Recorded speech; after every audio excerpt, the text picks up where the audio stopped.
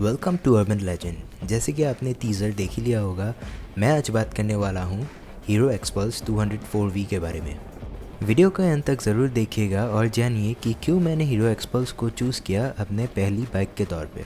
और finally video start करने से पहले प्लीज़ यार चैनल को 500 सब्सक्राइबर पहुँचने के लिए सपोर्ट कर दो।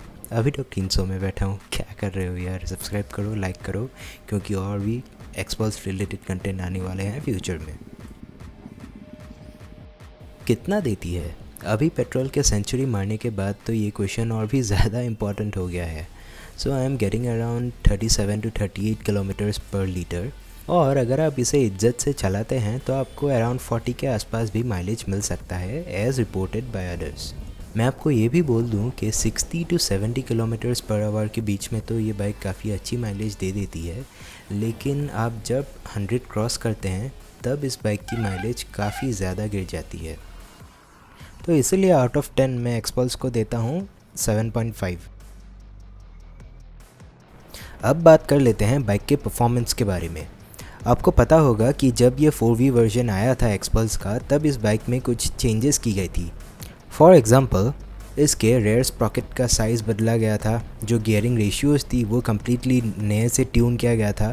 तो इसके वजह से बाइक का जो परफॉर्मेंस है, लो एंड टॉर्क है या फिर टॉप एंड परफॉर्मेंस है, उसमें काफ़ी ज़्यादा इम्प्रूवमेंट आई है।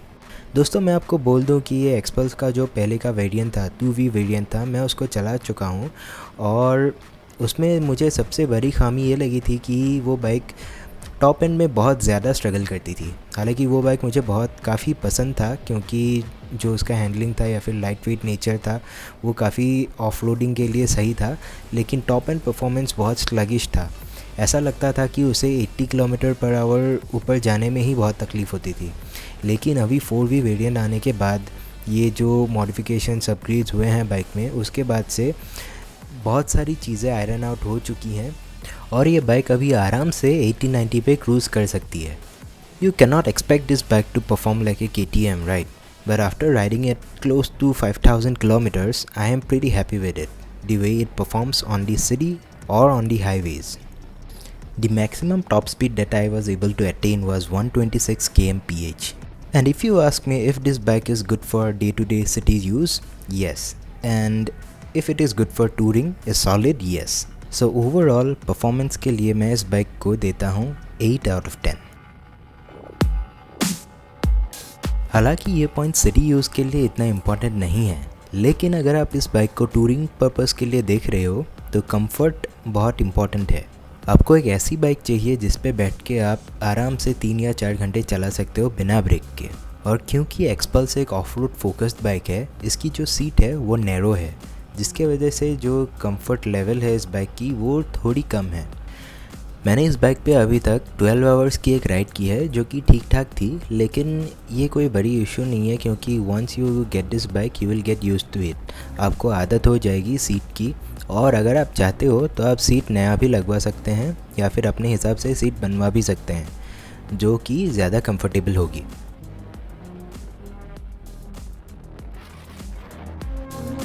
अब बात करते हैं हैंडलिंग की। इस बाइक को मैं अभी तक ऑलमोस्ट 5000 किलोमीटर्स चला चुका हूँ और इसका जो लाइट वेट नेचर है उसके वजह से जो हैंडलिंग है वो काफ़ी इजी हो जाता है।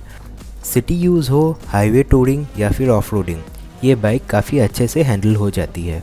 दो चीज़ें, ये बाइक की हाइट थोड़ी ज़्यादा है और मेरी हाइट है 5 फीट 7 इंच, तो इसीलिए पहले मुझे बाइक में यूज़ टू होने के लिए थोड़ा टाइम लग गया था। और दूसरी बात यह है कि ये बाइक टूरिंग के लिए काफ़ी अच्छी है, लेकिन अगर आप इस पर हैंडल बाय राइज़र भी लगा लेते हैं तब आपका एक्सपीरियंस और भी ज़्यादा अच्छा हो जाएगा। इससे आपके शोल्डर्स पे स्ट्रेन नहीं पड़ेगा और आप ज़्यादा देर तक बाइक को चला पाएंगे। सो हैंडलिंग के मामले में मैं इसको 9 आउट ऑफ 10 दूँगा। वो कहते हैं ना कि कोई भी चीज़ परफेक्ट नहीं हो सकती, और वो एग्जैक्टली अप्लाई होता है इस बाइक के साथ। जब एक्सपल्स 4V लॉन्च हुई थी तब कंपनी वालों ने कहा था कि इस बाइक की जो हेडलाइट है वो 2V वाली वेरिएंट है उससे 21 या 24% ज़्यादा इम्प्रूव हो चुकी है। लेकिन इस बाइक का जो हेडलाइट है वो मेरे साइड से सबसे बड़ी कंप्लेंट रहेगी इस बाइक के लिए। आप लोगों का तो पता नहीं, लेकिन मेरे लिए इस बाइक को लो बीम में चलाना रात के टाइम पे बहुत ही ज़्यादा मुश्किल है। I was so close of hitting a cow, and considering the Indian road conditions, having a good set of light is really important. I am really disappointed with the set of light this bike has got. मैं इसमें बहुत जल्दी ही auxiliary light लगाने वाला हूँ, तो आप channel को सब्सक्राइब कर दीजिए ताकि वो वीडियो भी आप देख सकें। लाइट्स के मामले में इसको 3 आउट ऑफ 10 देना भी बहुत बड़ी बात है। इस बाइक की बिल्ड क्वालिटी काफ़ी अच्छी है, स्पेशली जो इसके मेटल पार्ट्स है। आपको कभी ऐसा फील नहीं होगा कि अगर आप ऑफ-रोडिंग कर रहे हो तो आपके बाइक पे ज़्यादा स्ट्रेस आ रही है या फिर आपकी बाइक ख़राब हो जाएगी। लेकिन इस बाइक के जो प्लास्टिक कंपोनेंट्स है, जो स्विचेस है, हैंडगार्ड हो गए, उनमें से आपको वो लेवल ऑफ फिनिश नहीं मिलेगी। फॉर एग्जांपल आप यहाँ पे देख सकते हो कि मेरा जो स्पीडोमीटर है वो ऐसे हिलता रहता है। ये कोई मेजर प्रॉब्लम या डिफेक्ट नहीं है, लेकिन अगर इसको और थोड़ा स्टर्डी मजबूत तरीके से बनाते वो ज़्यादा अच्छा होता। लेकिन मैंने अभी तक जितना भी थोड़ा बहुत ऑफ-रोडिंग किया है, मुझे कुछ भी कंपोनेंट या फिर पार्ट्स का इशू नहीं हुआ है या फिर ऐसा फील नहीं हुआ कि कुछ ख़राब हो जाएगा। तो इसलिए मैं बिल्ड क्वालिटी को 7 आउट ऑफ 10 रेटिंग दूंगा। अब बात करते हैं वैल्यू फॉर मनी की। किनको ये बाइक लेनी चाहिए? क्या ये बाइक वर्थ बाइंग है?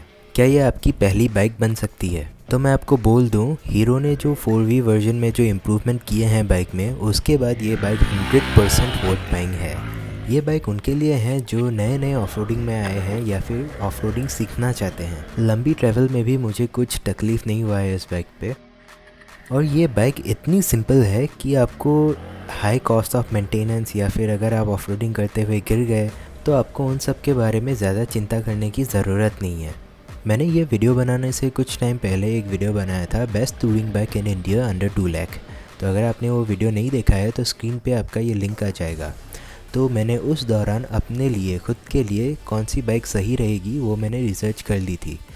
तो इसीलिए ये बाइक लेने के बाद मुझे थोड़ी भी रिग्रेट नहीं है कि मेरे पैसे कुछ भी वेस्ट गए। जब आप इस बाइक को किसी खड्डे या स्पीड ब्रेकर के ऊपर से लेके जाते हैं तब आपको रियलाइज़ होगा कि आपके पैसे वेस्ट नहीं गए हैं। इस बाइक से आपको अच्छी माइलेज मिलेगी, आप इसे सिटी, टूरिंग, ऑफ-रोडिंग के लिए यूज़ कर सकते हैं।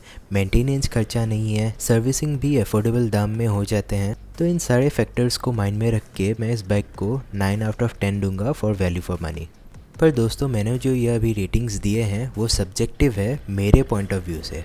तो अगर आप बाइक लेना चाहते हैं, अगर आप अपनी पहली बाइक ख़रीदने वाले हैं, तो आप टेस्ट राइड लीजिए, खुद देखिए कि बाइक कैसी है। क्या ये बाइक आपकी राइडिंग स्टाइल को सूट करेगी? क्या ये आपके नीड्स को पूरा करेगी? उसके बाद ही आप डिसीजन लीजिए।